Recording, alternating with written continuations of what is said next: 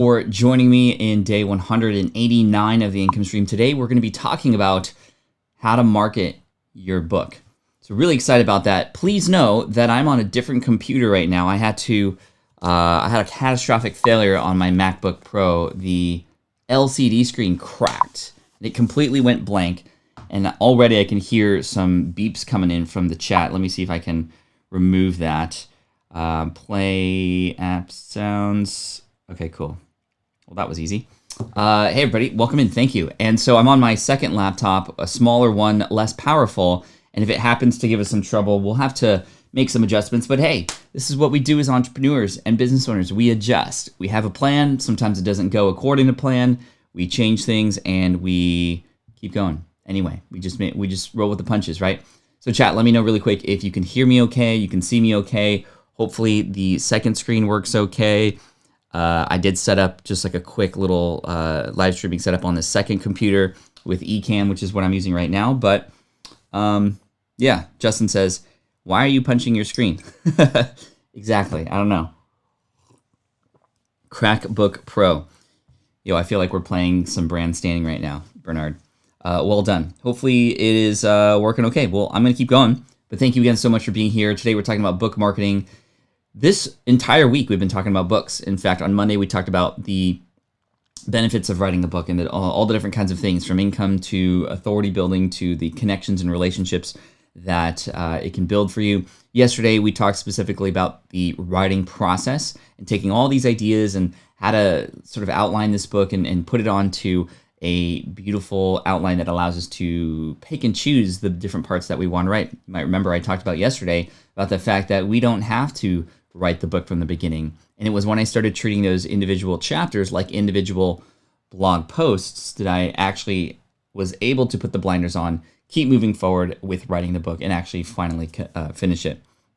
Now, I'm not going to go into all the steps. There's just a lot of things involved, including after you have that first draft, finding an editor. There's different kinds of editors, right? There's a copy editor, which is the person that I think we all traditionally think of when we think of editors. These are people who are correcting our grammar, checking for spelling, and those sorts of things. But even more important than that, although that is important because the grammar police are going to get you, I promise you. Even with Will It Fly and Superfans, there's a couple mistakes, and that's okay, but I still hear about them every once in a while. But to me, even more important than a copy editor, or before the copy editor comes into place, there's the content editor. And the content editor, and there's different kinds of names for this person as well. But this person's important because they help you reorder the book. They help you fill in any gaps. They help with the reader journey to make sure that you're covering all the things, that things are making sense. It's really difficult to see the book from a new reader's perspective when you are the writer. And this person can come in with purpose to help you unlock, okay, this story, you didn't finish the story, or you mentioned it earlier and said you were going to bring it back, but you never did, or hey, this part seems to come before this part. Is that what you really want? And those kinds of people are very, very helpful. So content editor, copy editor. There's also people who help you convert the whatever document that you have, whether it's a Google Doc or a Word doc or what have you, the PDF file. They help you convert that into EPUB format, which is for Amazon. That's for the Kindle version. And then also you need a separate person to design it for a physical book, if indeed you're going to make it a physical book too, which yes, you can do this through Amazon as well. You can have it be print on demand, which is pretty cool. Either way though, doesn't matter. If nobody knows our book exists. Doesn't matter what format it is. It doesn't matter where it's being sold. We need to have people find out about our book, and that's what we're going to be talking about today. So welcome to the income stream. I don't have an intro video because I'm on a separate computer, but I do have the song. This is the income stream to help you achieve your dream, all while we keep it clean. This is the income stream. It's the kind of show where you can come and go, but then you leave inspired with no fee required. The income stream with Pat Flynn. Awesome. There was the intro. We did it. Thank you all so much for being here. Gift Biz Unwrapped. Sue says, I was so glad I hired a writing coach, changed my whole flow, and worked me through the whole process. Indeed, I would highly recommend, if you do have a chance to hire, or the budget to hire, a writing coach. They come in all different shapes and sizes, obviously. I would definitely recommend it. I don't know who yours was, Sue, but they sound amazing. You're welcome to share their name if you'd like here in the chat. My writing coach was Azul Terrones. Azul, like the color blue in Spanish. And he's awesome in anything but blue. He's just red hot with advice and coaching. He can be found at authorswholead.com. Authorswholead.com. What's up, Karma? Thank you so much for the super chat. Thank you again for being in the... Oh, sorry. Okay, now I'm realizing that the comments stay on there. I think there's a setting that I can remove. Automatically hide comments after 15 seconds. Cool. On the fly, people, on the fly. Karma, thanks for the super chat. I appreciate you, my friend. And also thanks to those of you who were on my workshop yesterday talking about video podcasting. Super fun. Actually, one of the most fun workshops to be able to present, because not a lot of people are talking that in depth about videos along with your podcast. And I saw you in there. I know you had a different name or something like that. But anyway, Pat's keyboard in the background is like a party board. That's right. This one right here. It's so fun. Blue as in cool. Yo, Chris, what's up, Chris? Good to see you here. I saw you here yesterday, and I didn't see your avatar, so I didn't quite know it was you, but I'm glad that you're here, Chris. Ryan says, great webinar workshop yesterday. Definitely helped me to prepare to take the next step to add video to my podcast. The big thing with anything is that anything new that we add on to our plates, like maybe writing a book or maybe doing a video show on top of your audio podcast, we got to try to start simple, right? Because we tend to always overcomplicate things. We start to go, oh, this is what so-and-so is doing. This is what Tim Ferriss is doing, or Joe Rogan. I need the 5 cameras. I need the person to hire to switch the cameras for it. Like, you can just do it with just the one camera remotely and have an editor, or go in yourself to edit full screen, split screen, full screen when somebody else is talking. Or you can even have Zoom do that for you. Although I prefer to have you record outside of Zoom if possible for those remote interviews. Anyway, we're not talking about video podcasts today. We're talking about selling your book. Selling your book starts the moment you start writing it. This is my own opinion. When you start writing your book, this is an opportunity to get engaged with perhaps people who already know you exist, or to let people in on the process. There are some fun little micro ways to do this, where you can bring in sort of a team of people and they can kind of be there along the journey with you. They can even be there to have potentially influence on what enters and gets into the book. I would definitely let people know on social media, for example, that you have a book that's on its way, or that you're working on something. Guess what I've been doing lately? Not just talking about books, but talking about my upcoming book. And I haven't written it yet, but I'm going to start this process and I'm going to take you along the ride with me. I don't know at what point I'm going to reveal what this book is going to be about, but that's part of the fun, and you don't have to reveal everything either. I know a lot of us want to hold these ideas and business ideas and book ideas sort of close to our chest until it's time to release the beast and maybe sell this thing. But honestly, I feel there's much more value in getting people involved, making them feel like they belong to a process with you, especially your super fans or higher level community members. And the more you talk about it, the more likely a person obviously knows it's going to exist. And if you kind of get them to root for you along the way, hopefully, like many of you are rooting for me and like I'm rooting for you, we can support each other along the way. And by the time this thing comes out, it's not a mystery. Here it is. Finally, people get access to it. They can't wait to read it or listen to it. And there's a lot of hype built up, and you can win that way. Now, we'll talk about more formal launch teams a little bit later here in the show. But when it comes to selling your book, I like to let people know that I'm working on it ahead of time, right? I love to show people the process. I think showing people behind the scenes and sort of how you're doing what you're doing is really interesting. People love to see how sausage is made, or the tofu sausage is made if you're more vegan, or vegetarian. It also is an interesting way to sort of hold yourself accountable, right? So when you let people know that you're working on something, people may ask, hey, where is that thing? And you don't want to let them down. It's also going to force you to go, okay, I got to get moving on this thing because I've made the announcement. I think GTO here said a very profound thought here, which is like, don't just let people know, hey, I'm thinking about writing a book. Like, actually start the process, commit to it, and that's when you can start letting people know. Then on social media, you can be like, hey, woke up a couple hours earlier today to bang out 5,000 words. Can't wait to share them with you later on, right? That can be a really fun thing to do. How is the stream holding up, by the way? Is it choppy? Is it working okay? If it's working okay, I'm going to be very happy because I was not expecting it to with a less powerful computer.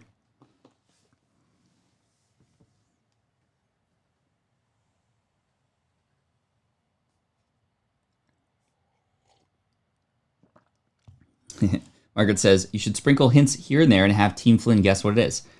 I've sort of let people know a little bit about what it's going to be about. It's definitely going to be about productivity in some way, shape, or form. But this book also, I want to be a stepping stool toward reaching a wider audience related to my goals about education and entrepreneurship for kids. So yeah, more on that. Stream is perfect. Awesome. That's very encouraging. Unfortunately, the screen is super tiny, and I don't know what to do with the rest of... Anyway, we're doing okay. That's good. Thanks, everybody. Let's keep going here. Cool. Yeah, actually, and I have my Stream Deck set up, the things with the buttons on it, and I have 32 spots, and I only have 6 filled out. My other one, I had them mostly filled out, so it's like I feel very in a mysterious place right now. But hey, we're moving forward. I appreciate you. So, how did I do this in the past? With my book, Will It Fly? Just started letting people know that this book was being written. I started sharing bits and pieces of chapters here and there. And in fact, I would micro-test certain pieces of content on my blog or on my podcast. I would have a podcast episode about a very particular chapter, and I wouldn't necessarily tell people up front that, hey, what you're about to listen to is a chapter within my brand new book coming out very soon, Will It Fly? I didn't even know what the title was. I was just validating and using that opportunity to have a conversation about that topic, thus even collecting more feedback and research for the purposes of the book and to get people excited about the kinds of things that were in the book as well. Because what I would do is I would do the episode and then at the end going, by the way, these are the kinds of things I'm talking about. And guess what? A book that I'm writing right now. I can't wait to tell you more about it. Just keep in mind that we'll be going a little bit deeper into this topic in the book, plus more case studies, more things in and around the idea of starting your business from scratch without wasting your time and money. I didn't say those words because those words in the tagline didn't come until much, much later. But you see how you can use your content platforms now to still share, provide value, and even tease certain topics that you can just kind of scratch the surface with on your blog or podcast or videos, and then let people know, oh, this is going to be a small part of a much larger whole later. And again, just another touch point. The more touch points, the better. Obviously, you don't want to get super aggressive and let people know every day, hey guys, this is my daily email to you letting you know that I'm writing a book. Although I can actually see that being a thing that if you set up a landing page for your super fans to go, hey, if you want to follow my writing journey, I'm going to be writing a journal piece every night about my writing process. And of course, you want to stay consistent with that too. And that means you'll have to write more. So maybe you don't want to do that. But that could be really interesting. And I think that could be another way to engage your super fans. But like I said, little touch points early can go a long way. With my book Superfans, I did this in a different kind of way. I actually challenged myself to write this book publicly. And this was done in November 2 years ago. So almost 2 years ago, I started writing this book because we're in September now. So November is a very special month for writers. It's called NaNoWriMo, or National Novel Writers Month. And I chose to, in November of 2018, crank out this book. Now, I wasn't able to finish it until December, but in fact, on my birthday in December. But that was a nice birthday present, I got to tell you. But it did force me to hunker down and write every day. And what I did was I let people know on my social channels how many words I wrote every day. And I played a fun little game where I let people guess how many words I wrote. And depending on who got the closest without going over, they get a copy of my book, Will It Fly? And so this was a fun way to provide some sort of incentive to pay attention that I was writing a book, but also a fun little contest and also hold me accountable to writing this book too. And it was really funny because I remember when I was starting this sort of daily contest, just for a month's time, I was like, hey, guess how many words I'm going to write on day one? And I started getting like 2,000, 3,000, 5,000, 2,500, etc., like in the thousands. I wrote 250 words on that first day. It was a struggle, just like I told you yesterday when we talked about the writing process. It's going to be tough. Physics does play a role here. An object at rest tends to stay at rest, that object being the writing part of our brain. But once you get it going, it starts to flow. But I remember calling for guesses the second day, and it was like 100, 200. I was like, okay, I can do better. So that's where that happened. and it worked really, really well. Excuse me. Contempo Coding says, I'm in a crunch to get my course launched by the end of next month, October, so I'm cleared for NaNoWriMo. I love that. Good luck. You got this. Just imagine how many people you're going to help with this course and the open space that you're going to have mentally just to go, oh, I can write again. I love that. Sarah says, my internet is being clunky today, so I'm out and in, or in and out. My Castle Life, wow, 250, still better than none. Exactly. Thank you, my friend. So I may do that this November, although with the topic that I'm choosing, it's not going to be done by November, but at least to get started. Although I'm going to need some more time, in fact, to do research. And I'm going to use the second half of October to see if I can do a bunch of research, a bunch of interviews, all those sorts of things that I can collect and hold. The other thing about this is, for podcasts specifically, you can use your podcast as a platform to do research. This is something that I'm planning on doing, perhaps with my existing podcast or perhaps a new podcast related to this topic. We'll see. But I want you to imagine starting a podcast that somehow relates to the topic of the book that you're going to write, using that podcast platform to conduct interviews with people who are related to that particular topic, using that opportunity to, number one, connect with those people, obviously, do the research. Number two, publicly share those pieces for the purpose of your podcast. Number three, growing an audience ahead of time about that topic, such that when the book comes out, or even before, I can get people excited. And then, of course, when the book comes out, imagine I say that this is for the purpose of a book that I'm writing. If I can nail the benefit of what this book will become and who it's for and why I'm writing it and how it's going to help people, and of course letting people in on the process, I think that would be an amazing launch. I think that would be a really cool thing. I don't know if I've ever seen anybody do that on a podcast from research, but I know some people who have books and they've collected interviews that they've done in the past with their existing podcast. You don't need to create a new podcast, but I think that you can use your platform to conduct these interviews, get people excited about the topic, start letting people know, hey, did you know that this topic is something that I'm thinking about writing a book about? I'm going to do some more research. Let me know in the comments below what you think about it. Here's a landing page so you can subscribe to get more access to more information about this topic. And then you can even sort of micro-validate this topic ahead of time. This is something that a man named Jay Abraham used to do back when the internet wasn't even around. He would determine what books he would want to write, and then he would go, okay, I'm going to buy classified ads for 3 of these books, and I'm just going to ask people to place their order for these books. No, these books don't exist yet, and I'm not promising that they're going to be delivered right away. I'm just saying, hey, here's a book about this topic that's being worked on. Put in your order now. And he would see which one had the most orders. And then he would refund everybody else who bought the other books, and there was clear winners. And of course, he would use that opportunity to connect with those people and work on that. But anyway, I think that would be a really interesting thing. That just popped into my head. But again, getting people involved ahead of time could be really neat. This is something that a very famous artist, or not very famous artist, but what's his name? Andy Weir, that's his name. See, I didn't even need to look it up. I was going to try to look it up on the side while talking, but I didn't need to. I remembered. Andy Weir, author of Mars. Right? Mars? Yes, Mars. Now I got to look it up. Just going to... The Martian, excuse me. The Martian, which is about Matt Damon on Mars. No, it was a story about a person who got left on Mars after a mission and had to survive for a certain number of souls before the team could come and potentially rescue him.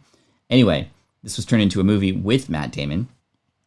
But the cool thing about this is he had crowdsourced this story. He wrote it publicly. It was essentially just written on a blog. And what happened was he started to gain momentum and a lot of exposure as a result of other people wanting to get involved in this story. And people were excited about the next chapters coming out. He would get research done for him by people who worked at NASA and other rocket scientists to make sure all the math was correct in the book. And I thought that was a really cool story, the fact that this book essentially was already written. People already had access to it on the internet. And when he put it into a final published piece and it got out there, it sort of went crazy. A lot more people started to get introduced to it. And the few people who helped him, made a huge impact. And I think that potentially getting people involved in that way could be really interesting too. Whether you have a big audience or not. I think that would be really neat. But again, full lesson, it would behoove you to let people know that you are writing on this book ahead of time, not wait till this book is done, because that's months, perhaps even years of potential exposure that you would have missed out. I think maybe some of the reservations about that, maybe you're scared to let people know, maybe you are afraid of creating too much excitement and overhyping it. We've seen potentially what could happen when you overhype things, aka Battery Day yesterday, although I'm very excited about the technology that was being offered and the discoveries that they're making and the new advances that they're making in battery technology. I think it was a little bit too scientific and too advanced for some people, especially the sort of day traders.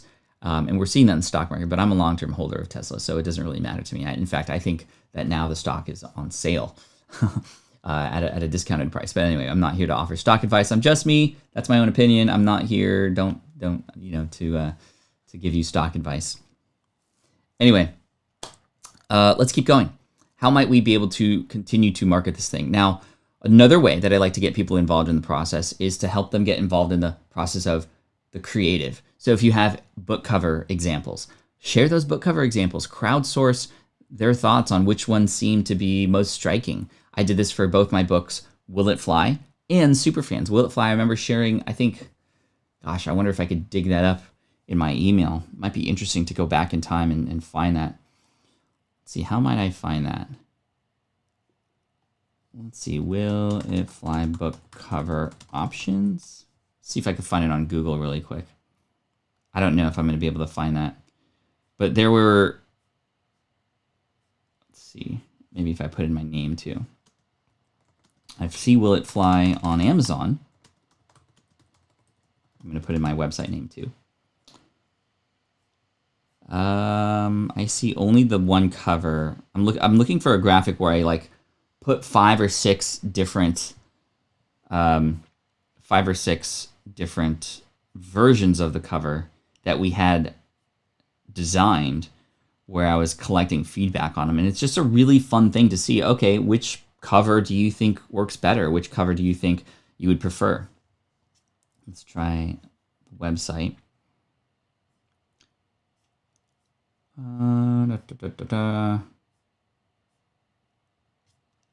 Book cover ideas. Well, here's an interesting example. This right here is a cookie. This was episode 197 of the podcast, where I talked about, just in the podcast itself, what it's like to write Will It Fly. In fact, I don't think that there are I don't think that that's there. In fact, this is something that I did. I'm noticing now, episode 197 was specifically about the book writing process, so that's a good one to listen to. I'm looking at episode 198, the next one, building a book launch street team. So let's check that one out. 2 back-to-back episodes about the book writing process. What was I doing here? I was essentially getting people ready and primed for the book that was about to come out. So using your content platforms, not just as a way to let people know that you're writing these things, but after your book is written and right before the launch of the book, start talking about the topics of your book and even your writing process leading up to the book launch date. And this is why when Will It Fly came out, we saw #1 rankings immediately once we started selling it. Once we started to make announcements that this thing was now live, of course, we let people know the date ahead of time, much like launching a new podcast or a new product. We want to let people know the date when the thing is going to come out, because you're going to build excitement. A number of people, based on however much work you did ahead of time to get them involved in the process, they're going to get stoked on that date. And that's the date that is the all-important date for, number one, your people to support you. Number two, that rankings and all these things can happen to expose your book to even more people. Of course, launch it on Amazon and make a big deal about it. If you can get your friends and family involved, whatever mechanism that you could choose to have people buy your book on that day is going to give you the most visibility.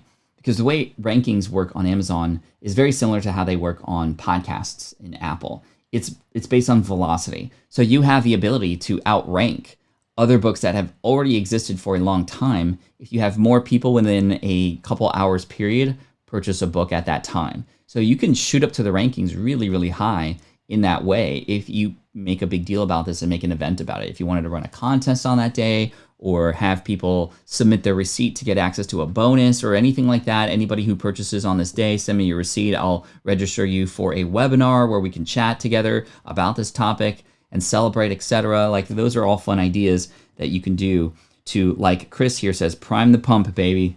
That's right, prime the pump. But it's important to do that, because if the book comes out and you're just like, hey, everybody, like, I know that, you've been busy doing your thing, but hey, did you know I have this book? If you're asking people if you knew you had a book by the time you launch it, you hadn't done it right. We want to let people know ahead of time so that, hey, they're going to come and support you on that day. You can create a street team or a launch team. And I want to talk about this for maybe 5 to 10 minutes because this was really key. There are also a couple podcast episodes I want to point you to related to book marketing that are going to be really, really helpful for you. If I look up Jeff Goins, Goins, and here is the podcast episode right here. Episode 79. This is a really interesting podcast episode because we actually time travel within the episode itself. I always got to have time travel, right? The first half is a conversation with book marketing guru Jeff Goins about the writing and marketing process of a book for a book that I was coming out with. This book was called Let Go. This was my first book. The second half of this episode is specifically, whoa, that's not the right camera. Hey, everybody. The second book, or the second half of this podcast episode, is specific to what happened after the launch, the things I wish I'd done differently, the things I could have done better, based on Jeff's opinion as well. So this is a really, really handy episode. There is another episode of the podcast, however, which I could look up. If I look up Street Team, let's scroll down here.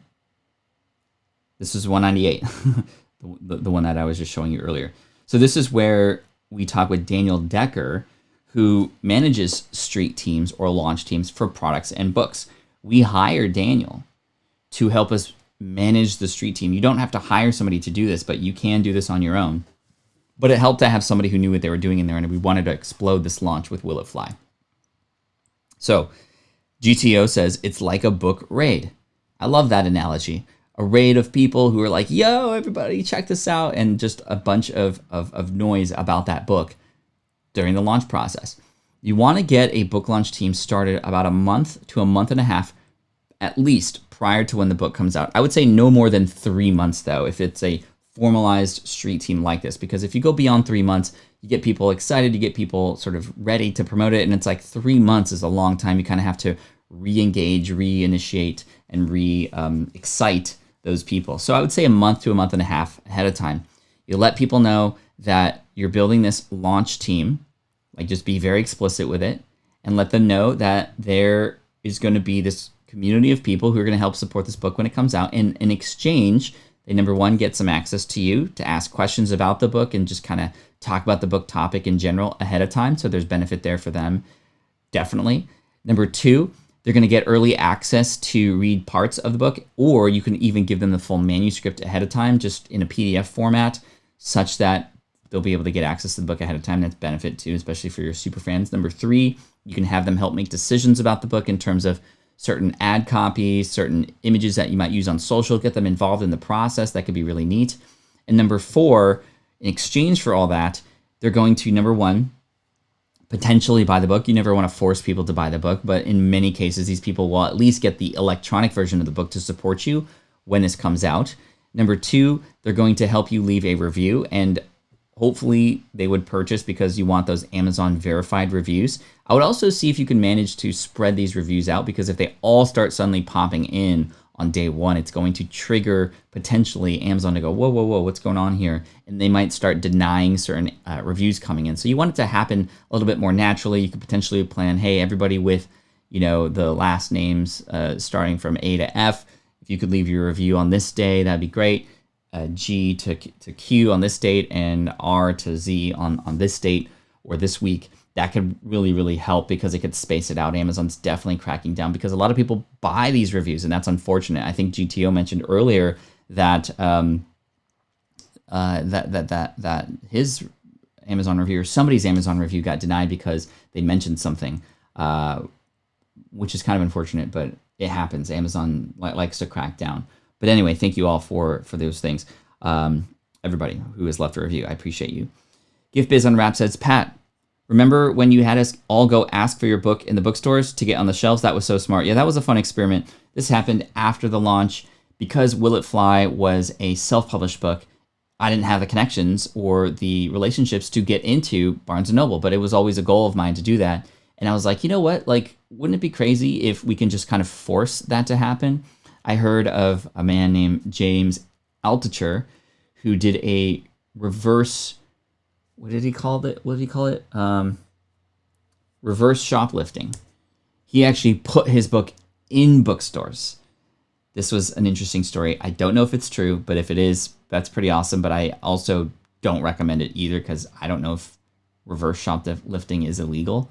But what he did was, in fact, he would go to bookstores with his book and put it on the bookshelves. Like, he would put them there, such that when a person went to buy it, it would ring up in the register. And because it was like out of stock, then we're good. We need to order more. And they would order more stock. I don't know if that's true, but I think that was pretty interesting. What I did was, it was Consult the Blind Guy. Cool. So anyway, with Will It Fly, what we did was we said, hey, everybody go to Barnes & Noble and ask for Will It Fly. It's not going to be there, but my hypothesis was that if so many people started asking for it, it would eventually end up in the bookstores.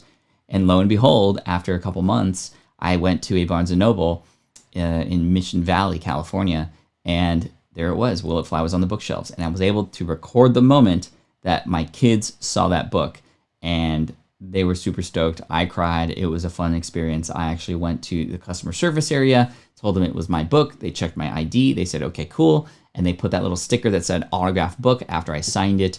And that was a really fun moment, and a lifelong goal of mine that I always had to, even before I had kids.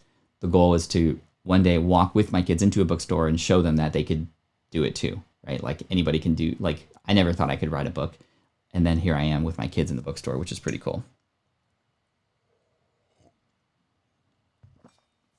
So in order for that to work, it has to be on something called Spark, I think it's called.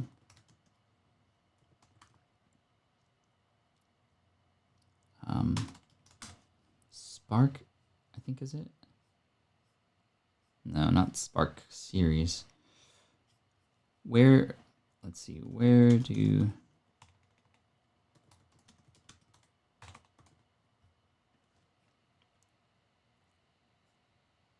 it's not Spark Notes. I'm trying to remember what the name of it was. Ingram Spark. That's what it is. Ingram. That's what it is. So our book was just being sold on Amazon, Will It Fly? But in order for Barnes & Noble to then order it and have it in their system, you have to have it on Ingram Sparks or Ingram, and it then is in the catalog that they can go buy. And I tested this, actually. I went to Barnes & Noble after it was on Ingram just to see if it was even in the system, and it was. That was pretty cool. So anyway, you don't have to do that, but let's talk more about how we can potentially market our book. So we talked about the launch team a little bit. We talked about getting people involved during the writing process. Now, when your book comes out, there's a few fun things that we might be able to do to get even more long-term exposure for the book. Now, obviously, you want to make sure that on your content platforms like your blog, podcast, video channel, whatever, you can create a book trailer if you want. You can have a little bit more of an interview style thing about you and your writing process and what the book is about and who it's for. You could totally do that if you want. Definitely make use of your existing platforms to make the announcement. If you have an email list, make an announcement. One thing that I recommend we do, especially if you have Amazon helping support you in terms of you have your Kindle book at least, and even with the physical book, if you have control over the pricing, which you do if you're self-published, generally speaking, is you can use launch week to provide incentive, to create some scarcity and urgency. How do you do this with something, especially if it's print on demand? Like, it's not like the book's going to go away. And of course, we want to sell as many of them as possible. Well, you can have some fun and interesting play with the price. One thing that I love to do is when I launch a new book is to have that first week be the launch week price. And that way, at a certain moment in time, I can say, at this moment in time, the price is going to be going up. So there's incentive to get it at the lowest price point now because you're going to miss out on that price point. You can also potentially include bonuses that are available during launch week or within perhaps launch day. Hey, anybody who purchases on launch day, you get access to this. We did this. I said that for the first 1,000 people who bought on launch day, I would send them a thank you note. And I did. We sent them, they were handwritten, they were sent out. And it took a little bit of effort to do, but that was some incentive, right? We put out all the stops. We put out all the stops. With Superfans, Superfans a little bit different. We had the price increase happen on the ebook side of things, but we had some bonuses and stuff that were available for Superfans. And I also used the event that I held to create a lot of hype for this and mobilize my readers, whether they got access to it at FlynnCon or not, whether they were part of the launch team or not, whether they were a part of people who were some of the first buyers on Amazon or not, to tell me that they had the book in hand and show me pictures.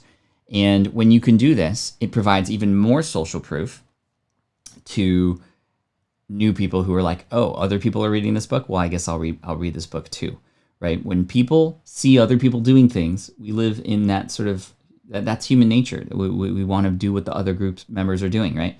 So try to collect pictures in some way, shape, or form, or use a hashtag related to your book so you can capture a lot of the excitement and a lot of those photography, pictures of people reading it on the beach, people reading it on their Kindle, like where in the world they're at while reading it, and then share those pictures, share them, retweet them, post them on Instagram, make a big deal about it, thank people for it, and just, be very genuine during that time. And I think that, again, all those things combined can do a really good job of creating a lot of excitement for you.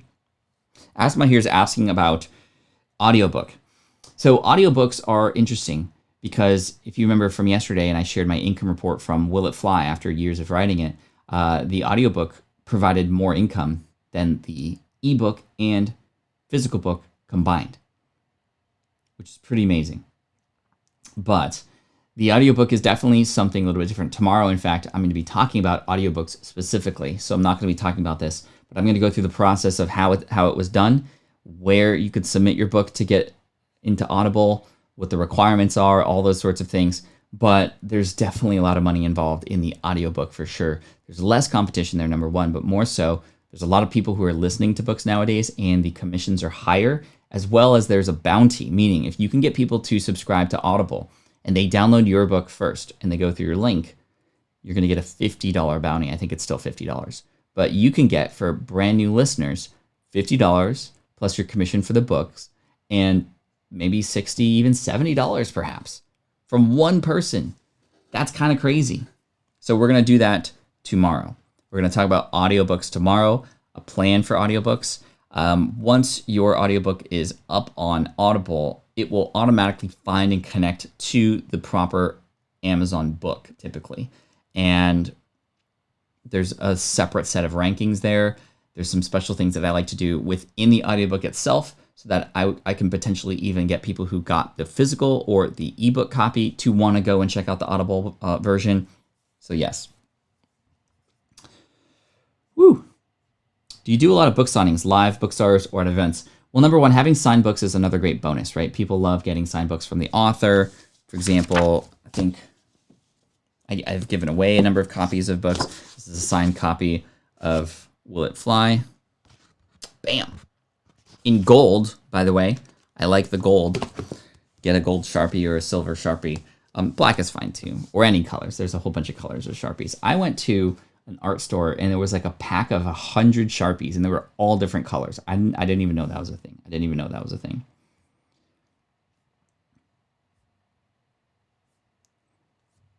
I actually have less time for audiobooks than for print books. Not commuting does that. Yeah. There's been definitely some consumption changes and behavior changes with consumption lately as a result of COVID. But of course, commuting will come back the way it was, and traveling will come back. And I think podcasting is prime for a second wave of listeners, which is pretty cool. But yes, there is a gold Sharpie, Lex. The signed copies. Yes, I've done a few book signings, not at bookstores.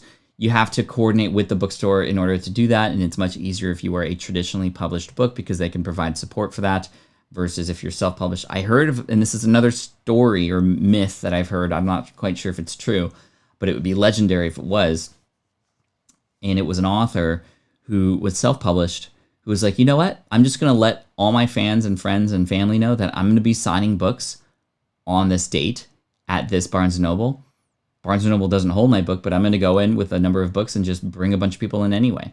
And he was able to convince the bookstore to keep him there because he was just bringing new patrons. He was bringing new customers into the store, which of course, you bring your people into the store, they're going to be more likely to buy things. But, and plus when you see a big crowd there, you're going to invite more people in. Pretty legendary, I think. I don't know if I'd have the guts to do something like that, kind of just without even warning. I would try to set up something with the store manager, but anyway, I don't know if that would be cool or not. Now, when it comes to selling your book again, part of the challenge is outside of that launch process. How do we continue to get people to get excited about our book? Now, there's a lot of different ways that we can do this more formally. When you have a book, like I mentioned on Monday, it gives you access to potentially opportunities to speak on different stages, both in person and virtually. Those are good opportunities to continue to talk about your book. Obviously, there are spots on your blog and on your podcast and in your videos where you can mention your book. I like promoting my book indirectly. And that means I can share processes, I can share videos about certain steps, and if they happen to be a small part of the larger whole of the book, hey, guess what? That's an amazing opportunity to mention the book. So if I'm doing a podcast about validation of your business and how to do surveys, well, I can go, hey, we actually talk about this in one of the chapters in my book, Will It Fly? If you'd like to check it out, go here. But let me unpack this for you. And then at the end, I can go, and remember, this is just part one of an entire thing that you should do related to how to know what products you should be promoting and what products you can spend more time on, knowing a little bit more greatly where you should be focused on in your business. And if you want to get the full story, go check out Will It Fly? Here it is, blah, blah, blah, blah, blah, right? Chris says, sounds like a Tim Ferriss challenge. Yeah, that would be interesting. That would make for good video content, right? Like a little vlog situation. Like, all right, guys, I'm here at Barnes & Noble. And they don't know this, but I invited all my fans to come in on this day. They have no idea what's going to happen, but come in and I'm going to do some book signing. Will It Fly? Definitely check it out. But they don't even have it in store. Again, like I said, it's self-published. So, hey, I'm going to go in. Come and figure it out. Like, that would be a really fun situation. What's up, David? Good to see you. Thanks for being here. Ryan, glad you're feeling a little bit better. Hope the treatments are going well. And I hope and wish for a full recovery. We're all here for you. Peasant says, I love the ease of audiobooks, but prefer the tangibility of physical books. Also more likely to feel compelled to read the physical ones. Plus, it's a nice collection item, right? This one of my favorite things to do is watch a YouTube video where I see my book in the background. And it's like, wow, that's so incredible. Grandma Goody's working on a book, perhaps. I love that. How to sell ebooks offline. Well, just having an ebook like on Amazon, obviously. If it's an ebook, it has to get people online eventually. But there are many different cases where you can meet people in person. Maybe you host a little meetup, right, with people in your community. I've seen this happen before. In fact, I've done this where Social Media Marketing World happens in San Diego, and typically every year I host a little gathering of people before the event. And at the event, I'll just talk for a little bit, thank people, welcome people into San Diego, and then go, hey, by the way, if you haven't checked out my book, Superfans, here it is. Go check it out, etc. Like, that's a place to do it in person, for example. Excuse me. Book flash mob. That would be a pretty cool video for sure. That'd be really cool. Can't sign an audiobook. I did once sign somebody's Kindle. Actually, twice I've done that. It was really weird. They're like, "Can you sign the back of my Kindle?" I do have a picture of that somewhere in my camera.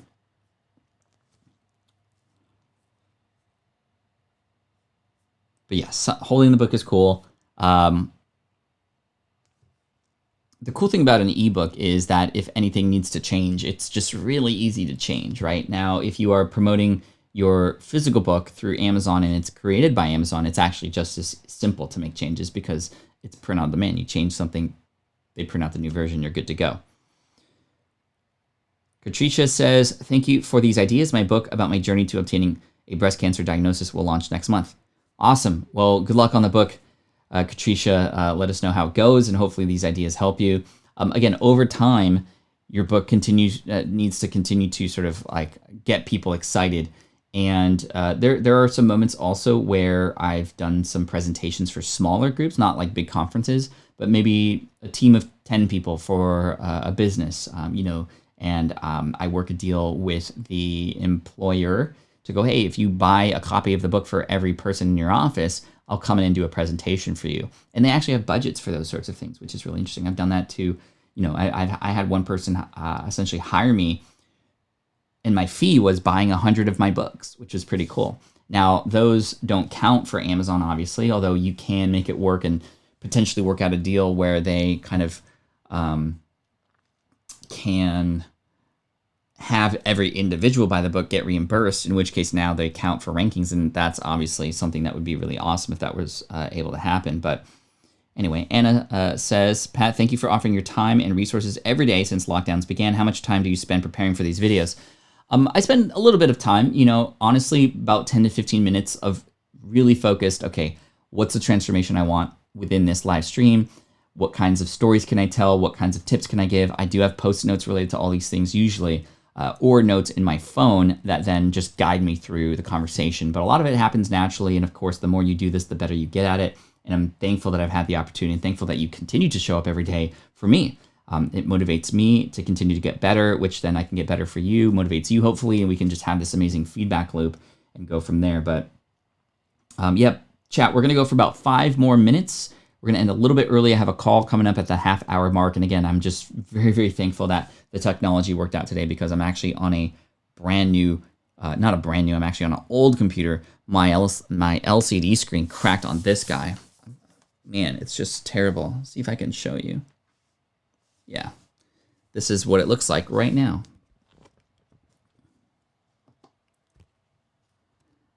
That's the screen. Oh, geez, you see that? Probably shouldn't be doing this, but the computer's on. Like if I press, see, unlock with Touch ID, like that's just gross. And unfortunately, my next appointment, or my appointment with the Apple Genius Bar, is next Tuesday. So thankfully this computer's working out. But anyway, yeah, that's kind of not cool, but still able to make it work, thankfully. Did an audible there, but I appreciate you coming in and supporting, and hopefully we'll get the screen fixed. I do have Apple Care, so thankfully it's not going to cost me anything to replace, or at least cost very little. Honestly, my Castle Life's like, what happened? I opened the laptop yesterday, I heard a pop, the screen went black. I don't know if I was gripping it too tightly. I don't know my own strength. I don't know. It just was a really weird thing. Just literally just going boop and cracked. And I opened it from the middle, which is maybe my mistake, versus the edges. But I mean, that shouldn't matter. I don't know what happened. It's just kind of, wow. Anyway, GTO's like, ugh, that hurts me. It hurts me too. It hurts me too. But I'm glad I have that sort of Apple insurance, if you want to call it that. And I'm glad I have another computer here, which is a much smaller MacBook Pro, an older version, and it's much less powerful. But I'm thankful that I was still able to stream here, because sometimes even on the big one, the resources can be quite heavy, and sometimes the stream slows down. So very glad that we were able to make it work today and continue this streak. I wasn't going to let it stop me. In fact, even if the computers didn't work, hey, I would go live on my mobile. I don't care. I'm going to keep the streak going, and I'm going to see if we can go maybe for a whole year. Day 200 is coming up, everybody. We're going to have some special guests. We're going to play some fun games. We're going to have it be a special 2-hour stream again, and we'll see what happens. So, yes.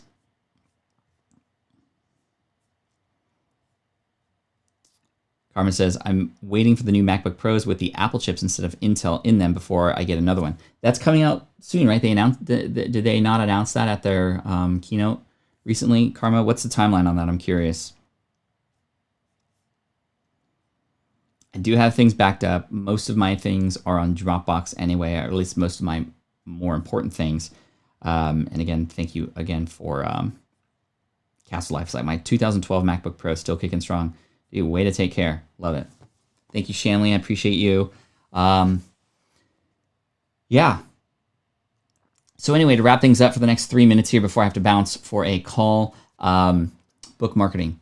Get people to know you have a book coming out, potentially even as you're writing it. I would make the announcement once you start being a little bit consistent, or if you want that accountability, that's a great way to do it too. Leading up to the launch date, build a street team, a launch team. How big does it need to be? It doesn't need to be very big at all. Even 10 people can be incredibly useful for you to get, number one, excited about this. Number two, get some feedback along the way. Number three, have a team of people who can help you essentially just let people know about it, to leave reviews and all those sorts of things.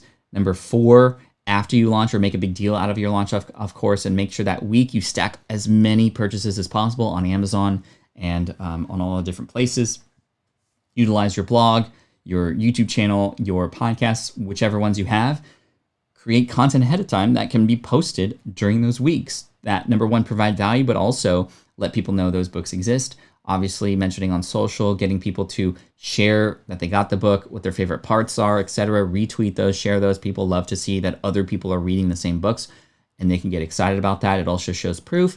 Maybe you run a little contest that week. I don't know. You can use those price change opportunities to create scarcity and urgency so that by the time the week ends, you're going to get this rush of people. It gives you another excuse to send an email. Hey guys, tomorrow the price goes up. If you haven't gotten the book yet, definitely get it. Here's what people are saying about it already. Here's a couple pictures of people in Russia who are reading it right now. Like, whatever. And then finally, continuous sort of promotion of the book. While in your content, you might be mentioning things that relate to the book. You've seen me talk about Superfans multiple times here on the income stream these last 189 days without being blatantly promoting it.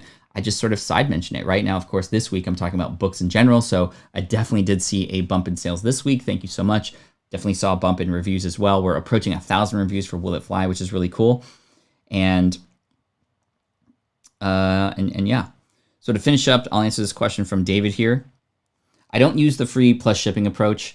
I know that that's a very common strategy, especially when it comes to potentially selling more things on top of that, or trying to get on lists and whatnot, but I don't do that. But to answer your question here, can you talk about the best book funnel you have made? What offer do you add?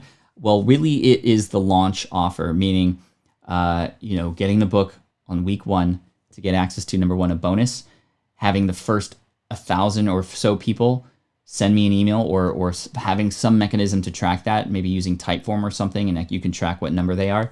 Send me your receipt. You get access to a special webinar, the price going up at the end of the week, live streaming during that week as well to answer questions and get people excited. I mean, these are, and again, having the funnel essentially start ahead of time, and even having a wait list of people who want to get notice of what might happen ahead of time. Like, these things work really well. So.